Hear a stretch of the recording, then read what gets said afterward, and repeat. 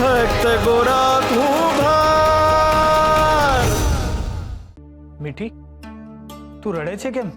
આજે મને હરી પર બહુ હેત આવે છે. મારા ગયા જન્મના પુણ્યો હશે કેમને મને તમારા જેવા વર આપ્યા છે.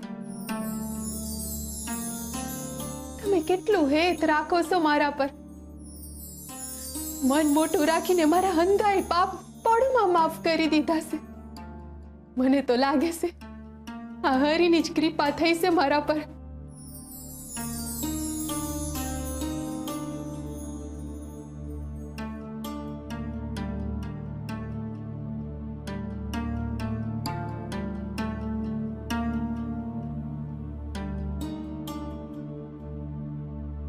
મીઠી, મને ખબર છે કે આપણા સંબંધોમાં તિરાર પડી છે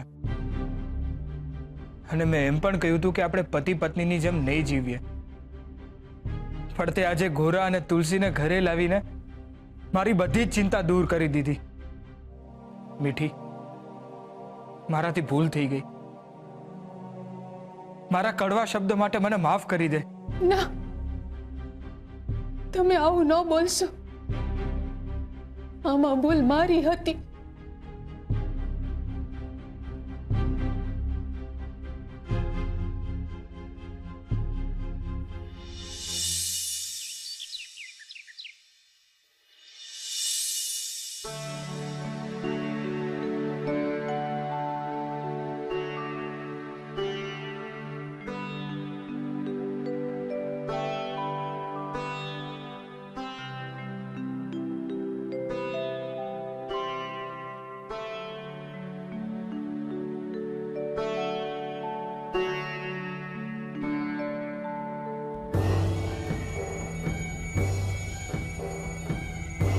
આજથી મારા જીવનની નવી શરૂઆત થાય. બસ ખાલી મારી દરેક સવારમાં આ લોકો અંધારાની જેમ કૂદશે. પણ કાંઈ નહીં, કંઈક પામવા હાટું કાંઈક તો ગુમાવવું પડે ને. હશે ગમે એટલા અંધારા આવે પણ મારા પેટમાં સૂરજ ઉછળવો જોઈએ.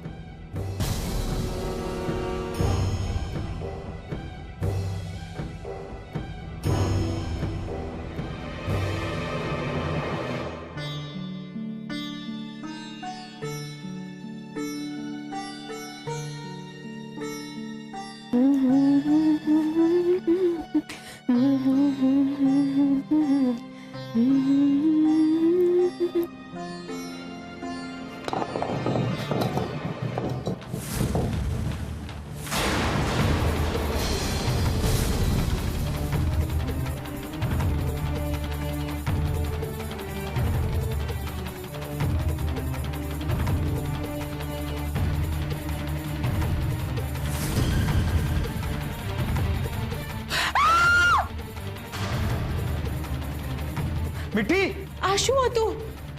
શું થયું હશે?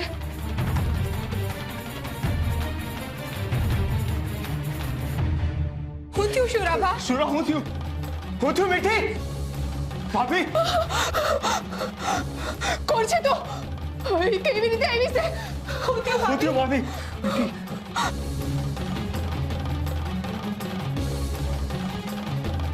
ઉભા રહ્યો, હું જોઈને આવું છું.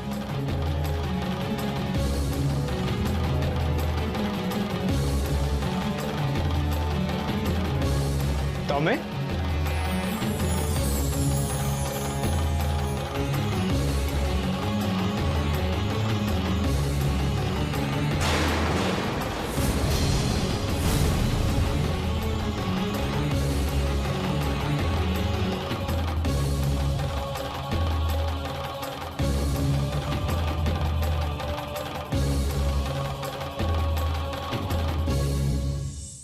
હું તમને બધાઈને બે હાથ જોડું છું.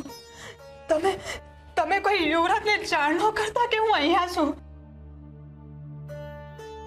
નહીંતર મારું જીવતર બગાડી નાખશે. તમને મારા ઉપર ગુસ્સો આવતો હશે. તમને થતું હશે કે આ પાછી કેમ આવી. પણ મને માફ કરો. તમને ગોઈતા સિવાય મારી પાસે બીજો કોઈ માર્ગ જ નહોતો. કોણ છે આ છોકરી? ગોરાબા, આ છોકરી શું કહે છે? અને તમે કઈ રીતે ઓળખો છો આને? હું તમને મારી ઓળખાણ આપું. મારું નામ ગંગા છે. અમારા માટે ભગવાન સમાન છે.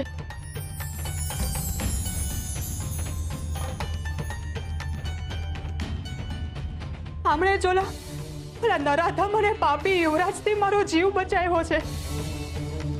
અને એ એકવાર નહીં, બે વાર મારો જીવ બચાવ્યો છે. તારણહાર છે મારા. હું જીવું છું એનું કારણ આ જ છે. ના ના, તારણહાર તો ખાલી હરી જ છે. અરે પણ તમે તો ગામની પેલે પાર પોગી ગયા હતા ને, તો પછી આયા કેમ? તમે પોતાના ગામ ના ગયા, તમારા બાપાના ઘરે? ક્યાં જાઓ? જેના રસ્તા ખોવાઈ ગયા હોય એ નવા રસ્તા ગોતી લે, પણ જેના ઠેકાણા જ ખોવાઈ ગયા હોય એને 1000 જણ માર્ગ દેખાડે તોય બધાય નકામા. શું બોલે છે આ છોકરી? તો શું બોલું? આ શબ્દો સિવાય મારી પાસે કાંઈ નથી. બધુંય પતી ગયું છે. એટલે હું કઈ સમજો નહીં. હું પતી ગયું? તમારા ચિંધ્યા પ્રમાણે હું મારે ગામે ગઈ હતી. મારા ઘેર પહોંચી પણ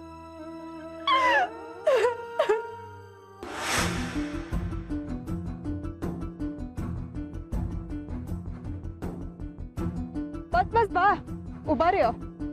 મારું ગામ આવી ગયું.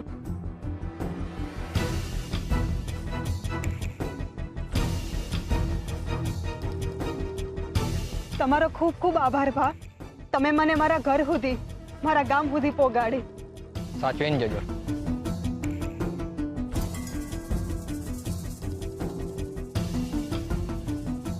બાપા, બાપા હું આવી ગઈ છું.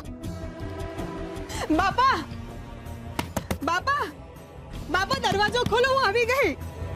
બાપા દરવાજો ખોલો.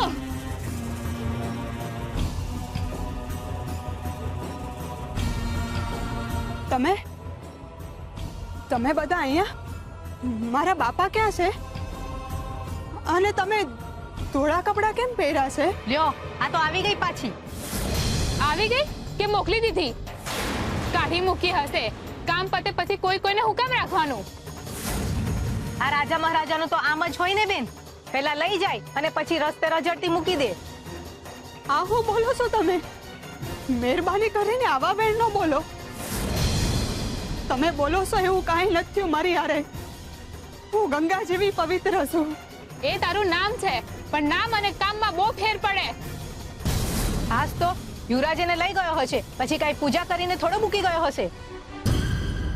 એ મને લઈ ગયા એમાં મને હું કામ દોષ દ્યો છો? આખા ગામમાં કેટલી છોકરીઓ છે, એમાં એમની નજર તારા પર જ કેમ પડી? અને તારે એમની સામે હુકમ જવું પડ્યું. આપણે સામે ચલીને એમની પાસે જઈએ તો વાક આપણો જ કહેવાય ને. એમાં એનું શું? ભોગવવું તો એ બિચારા એના બાપને જ પડ્યું ને. કેમ હું થયું? મારા બાપા ક્યાં છે? બાપા, મરેલા માણસ બોલતા નત. ઝેર પી લીધું તારા બાપે. પોતાની છોકરી આવું કરે એ કયા બાપને ગમે? એમની છાતી પર પગ મૂકીને તું જ ગઈ હતી ને યુવરાજ હારે. તમે હું બોલો છો? મારા બાપુ નથી રહ્યા. જે દિવસે તને યુવરાજ ઉપાડી ગયો હતો એ જ દિવસે ભગવાનના ઘરે જતા રહ્યા. તે જ એમના જીવતરમાં ઝેર ઘોડ્યું હતું, એટલે એમને ઝેર પીવું પડ્યું.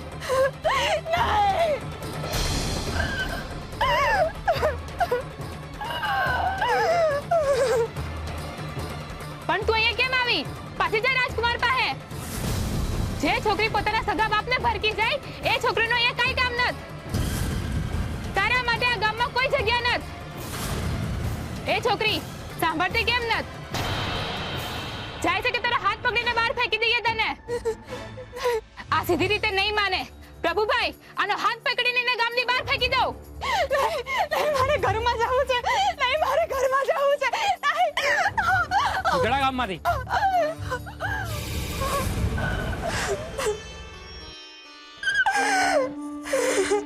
હાલ્યો